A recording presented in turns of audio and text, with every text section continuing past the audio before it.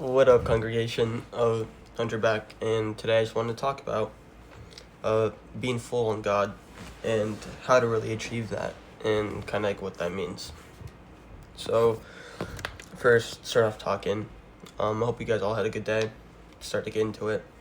So, we see in John that Jesus talks to this woman, and he basically says that he's the living water and that whoever drinks of it will never thirst again.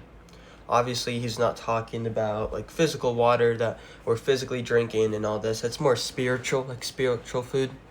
And what he means is that when you're full on Jesus, when you're full on his love, it's just filled with his cup and of his love, that you don't need more, that you're content where you are.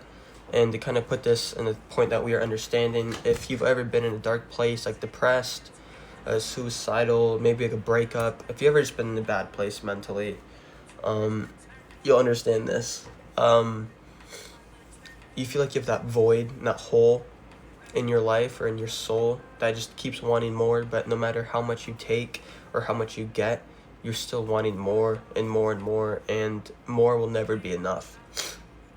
And being full of Jesus is the exact opposite of that. Because when you're full of Jesus and you're full of his love, that you're content or where you are. You can have nothing and have Jesus, be full of Jesus, and you will be content of where you are in any circumstance. You don't need more. You will never thirst again. So, you probably heard be full in Jesus before, or like allow him to fill your cup, which is a lot easier said than done. The way I like to think about it is some people don't go to church, right? And how are those people going to get full, if not any, of Jesus in their cup or in their life to fill that hole? And then there's people who only go to church on Sundays, which, yes, proud of you, happy, God bless, you're going to church. That's important, right?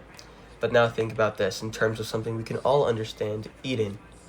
Let's say I want to be hungry because I don't want to starve. That's just a normal human thing. Now let's say I only eat 1 day a week on Sunday for 1 hour. So let's say on Sunday I eat one meal. I'm going to be hungry the rest of the week. I'm not going to be full. I'm going to be starving. I'm going to be wanting more and more and more. I'm going to be craving. I'm going to be thirsting. That hole in my life, that hole inside me is just digging deeper and deeper. But it's when you encounter Jesus. Say Sunday, you go to church, great, perfect. Monday, the next day, read your Bible, talk to God. Tuesday, same thing. Wednesday, same thing. Thursday, maybe write about God. Think about all the things he's done in your life. Be grateful. Maybe Friday, fast, something. Just incorporate God into even the smallest parts of your life, to be full on him. How are you to be full on God when you only spiritually eat 1 day a week? How are you going to claim to be full with what Jesus has given you when you only accept his gifts 1 day a week, when he's trying to give you a gift the other 6 days? These are just questions I just want to post to you guys in hopes that maybe you guys do start becoming more full on God and what he has to do in your life.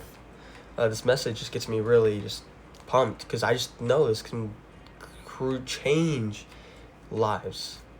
I just know that it's becoming full on Jesus, that no matter where you are or how much you're struggling, that you're content, that you can have nothing but have God and still have more than enough.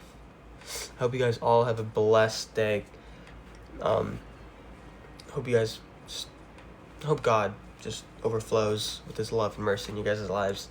Have a great day. God bless.